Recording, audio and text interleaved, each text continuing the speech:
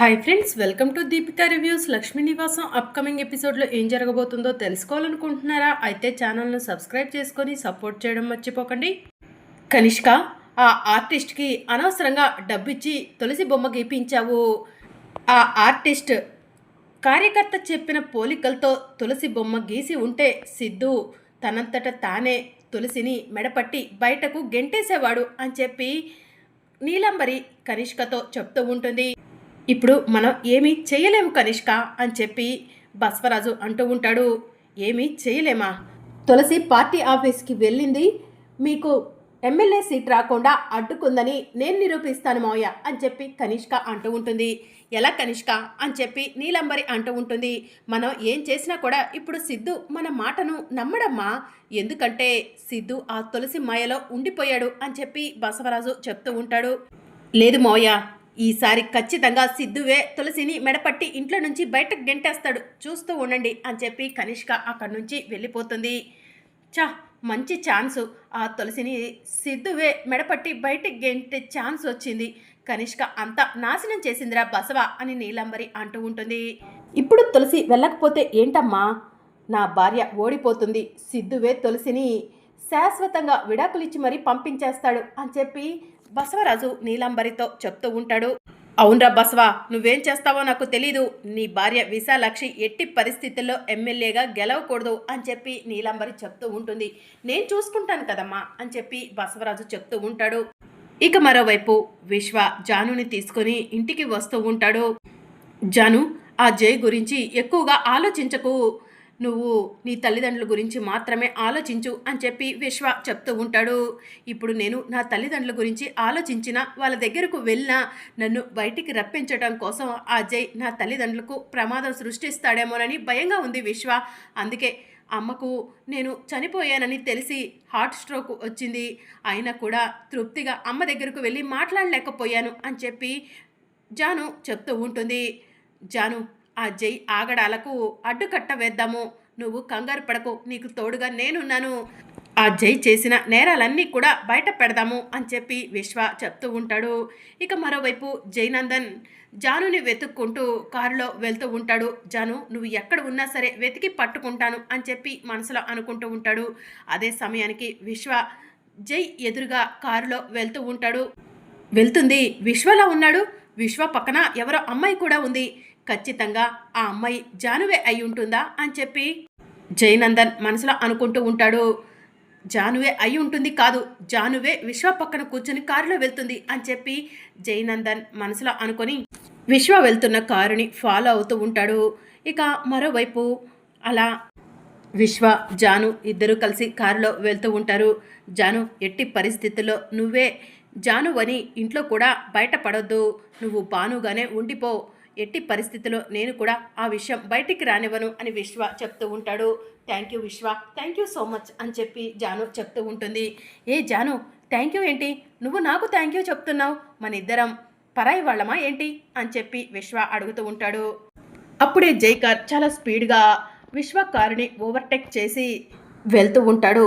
విశ్వ ఆ కారును చూసి రాస్కెల్ చాలా స్పీడ్గా ర్యాష్గా డ్రైవ్ చేస్తున్నాడు అని మనసులో అనుకుంటూ ఉంటాడు. ఇక విశ్వ కారుకి జై కారు తీసుకొచ్చి అడ్డుగా పెడతాడు. ఎవడు వీడు నా కారుకి అడ్డుగా పెట్టాడు అని చెప్పి విశ్వ కారు దిగి వెళ్తూ ఉంటాడు. ఇక అప్పుడే కారులో నుంచి జయనందన్ దిగుతాడు. జయనందన్ని చూసి జాను విశ్వ ఇద్దరు కూడా కంగారు పడుతూ ఉంటారు. రే విశ్వ అని చెప్పి జయనందన్ అంటూ ఉంటే, ఏంటి జై, జాను ఆచూకీ తెలుసుకున్నావా అని చెప్పి విశ్వ అడుగుతూ ఉంటాడు. తెలుసుకున్నాన్రా అని చెప్పి జయనందన్ అంటూ ఉంటాడు. తెలుసుకున్నావా అని చెప్పి విశ్వ షాకింగ్గా అంటూ ఉంటే, అవును జాను నీతో పాటే నీ కారులోనే ఉందని తెలుసుకున్నాను అని చెప్పి జయనందన్ అంటూ ఉంటే విశ్వ షాకింగ్గా జయనందన్ వైపు చూస్తూ ఉంటాడు. ఏంట్రా, నాకు నిజం ఎలా తెలిసిపోయిందా అనుకుంటున్నావా? పద వెళ్ళి జానుని కారులో నుంచి బయటకు దించుదు గాని, నా జానుని నాతో పాటు పంపిద్దు గాని అని చెప్పి జయనందన్ అంటూ ఉంటే, స్టూపిడ్గా మాట్లాడకు, జాను నాతో ఎందుకుంటుంది అని చెప్పి విశ్వ అంటూ ఉంటాడు. జాను నీతో ఎందుకుంటుందో నేను చూపిస్తాను పద అని చెప్పి జయనందన్ కారు దగ్గరికి వస్తూ ఉంటాడు. జాను టెన్షన్ పడుతూ ఉంటుంది. జైకి నేను దొరికిపోయినట్టే, మళ్ళీ జై నన్ను తీసుకెళ్ళి ఆ ఇంట్లో బందీని చేసేస్తాడు అని మనసులో అనుకుంటూ ఉంటుంది. ఇక జైనందన్ కారు దగ్గరకు వచ్చి డోర్ ఓపెన్ చేసి చూసేసరికి జైనందన్, విశ్వ ఇద్దరు కూడా షాక్ అవుతారు. ఏది జాను ఎక్కడుందిరా, ఎక్కడ దాచిపెట్టావు అని చెప్పి జైనందన్ విశ్వాని అడుగుతూ ఉంటాడు. జాను నా కారులోనే ఉంది, నాతోనే ఉందని నువ్వే మాటలు చెప్పావు కదరా, జాను ఎక్కడుందో నువ్వే చూపించు అని చెప్పి విశ్వ అడుగుతూ ఉంటాడు. రే విశ్వ, మర్యాదగా అడుగుతున్నాను, నా భార్య జాను ఎక్కడా అని చెప్పి జైనందన్ అంటూ ఉంటే, జాను ఎక్కడుందో నాకెలా తెలుస్తుంది చెప్పు, జాను మిస్ అయిందని మాత్రమే నువ్వు నాకు చెప్పావు, జాను కోసం నేను కూడా వెతుకుతున్నాను, జాను నాకు కనిపించలేదు అని చెప్పి విశ్వ చెప్తూ ఉంటాడు. ఇప్పుడు నీతో పాటు కారులో వచ్చింది ఎవర్రా అని జైనందన్ అడుగుతూ ఉంటే, నువ్వు జానుని బాగా వెతుకుతున్నట్టున్నావు, అందుకే ఎవరిని చూసినా కూడా నీకు జానులా అనిపిస్తున్నట్టుంది, నా కారులో నా పక్కన ఎవరూ కూర్చోలేదు, నువ్వే పొరపాటు పడ్డావు, నీకు అదే భ్రమలో ఉండటం వల్ల జాను నా కారులో కూర్చున్నట్టు అనిపించింది అని చెప్పి విశ్వ అంటూ ఉంటాడు. నువ్వు చెప్పేది నిజమారా, జాను నిజంగా నీ కారులో ఇప్పటి వరకు లేదా అని చెప్పి జైనందన్ అంటూ ఉంటే, లేదు లేదు లేదు, నన్ను వదిలిపెట్టు, నాకు అర్జెంట్ వర్క్ ఉంది, నేను వెళ్ళాలి అని చెప్పి విశ్వ జైనందన్ని తోసేసి అక్కడి నుంచి వెళ్తూ ఉంటాడు. ఇక కాస్త దూరం వెళ్ళిన తర్వాత సడన్గా విశ్వ కార్ ఆఫ్ చేసి జాను ఏమైపోయి ఉంటుంది, జాను సడన్గా మిస్ అవ్వటం ఏంటి అని చెప్పి విశ్వ ఆలోచిస్తూ ఉంటాడు.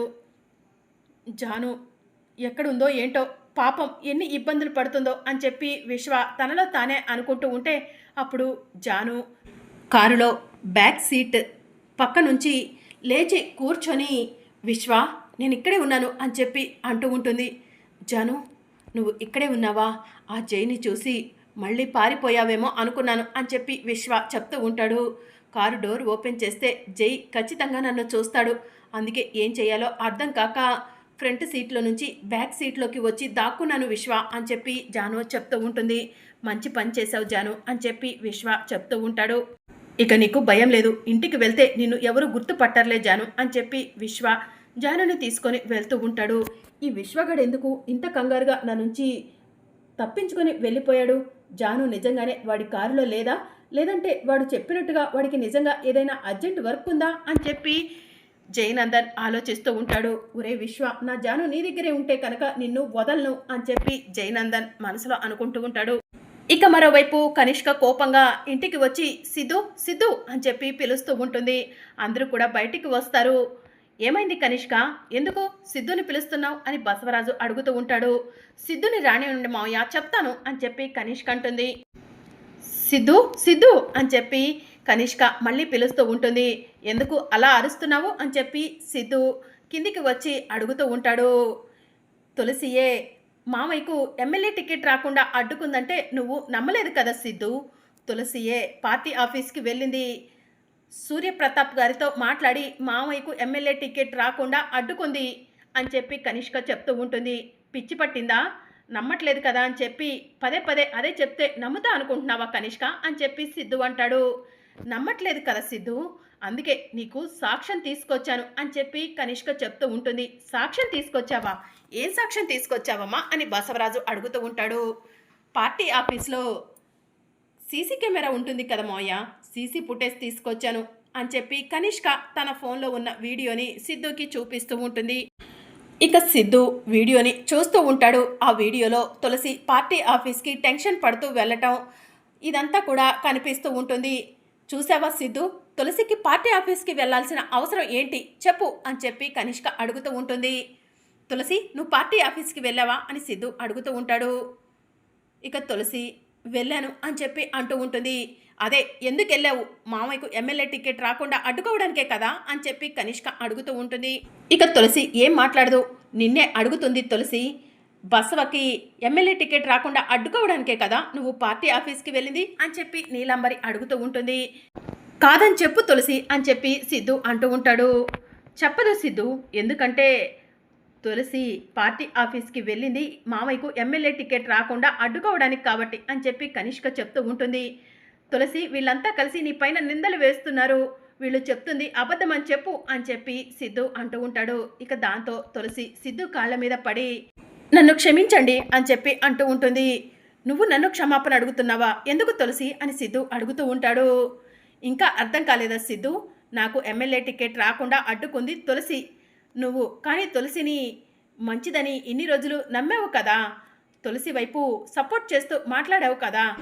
తులసిపై ఉన్న నమ్మకం వమ్మైందని నీకు క్షమాపణ చెప్తుంది అని చెప్పి బసవరాజు అంటాడు. తులసి మాట్లాడు, వీళ్ళంతా చెప్తుంది అబద్ధమని చెప్పు అని చెప్పి సిద్ధు అంటూ ఉంటాడు. ఇక దాంతో తులసి లేచి నుంచొని నేను పార్టీ ఆఫీస్కి వెళ్ళాను, మావయ్యకు ఎమ్మెల్యే టికెట్ ఇవ్వొద్దని చెప్పాను అని చెప్పి తులసి అంటూ ఉంటుంది. ఇక దాంతో సిద్ధు కుప్పకూలి కూర్చుండిపోతాడు. ఒరే సిద్ధు, ఇప్పటికైనా ఈ తులసి నిజస్వరూపం అర్థమైందా అని చెప్పి నీలంబరి అడుగుతూ ఉంటుంది. ఓసే తులసి, మా సొమ్ము తింటూ మా ఇంట్లో ఉంటూ నా కొడుక్కి వెన్నుపోటు పొడిచావు కదవే, నా కొడుక్కి ఎమ్మెల్యే సీట్ రాకుండా అడ్డుకున్నావు కదవే, నీలాంటిది నా ఇంట్లో ఉండటానికి వీల్లేదు, నా ఇంట్లో నుంచి బయటికి నడు అని చెప్పి నీలంబరి తులసిని లాక్కొని ఇంట్లో నుంచి బయటికి వెళ్తూ ఉంటుంది. ఇక ఏమండి ఏమండి అని చెప్పి తులసి పిలుస్తూ ఉంటుంది. ఇక సిద్ధు తులసి మాటను వినిపించుకోకుండా ఏడుస్తూ ఉంటాడు. ఒరే సిద్ధు, బాధపడాల్సిన సమయం కాదురా ఇది, ఆ తులసి ఇంట్లో నుంచి వెళ్ళిపోతుందని సంతోషపడు, మనకి వెన్నుపోటు పొడిచిన ఈ తులసి శాశ్వతంగా మన ఇంటి నుంచి దూరం అవ్వాలని కోరుకో అని చెప్పి బసవరాజు అంటూ ఉంటాడు. మరి అప్కమింగ్ ఎపిసోడ్లో ఏం జరగనుందో తెలుసుకోవాలనుకుంటున్నారా? అయితే ఛానల్ను సబ్స్క్రైబ్ చేసుకొని సపోర్ట్ చేయడం మర్చిపోకండి. Thank you for watching.